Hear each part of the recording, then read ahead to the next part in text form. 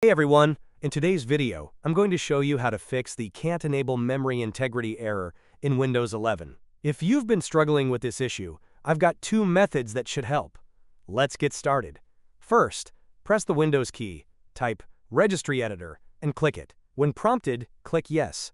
Once it's open, navigate to H key Local Machine, Open System, Open Current Control Set, Open Control. Scroll down and expand Device Guard, then Scenarios.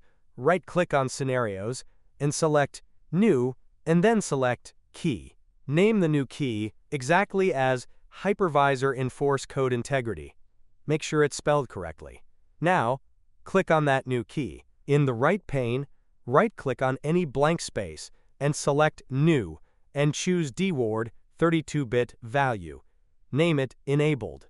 Double-click Enabled and set its value data to 1. Then click OK.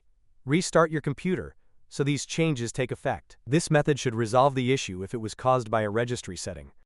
Step 2. Adjust core isolation settings. If the first method didn't work, let's try adjusting core isolation settings.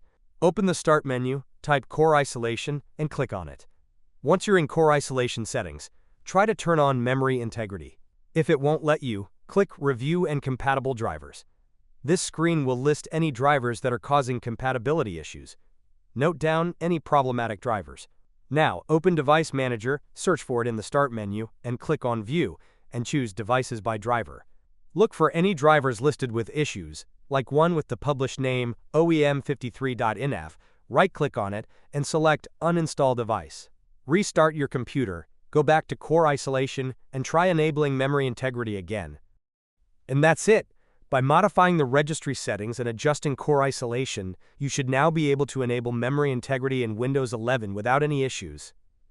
If this video helped you, please give it a like, subscribe for more quick tech fixes, and drop a comment if you have any questions. Thanks for watching, and I'll see you in the next one.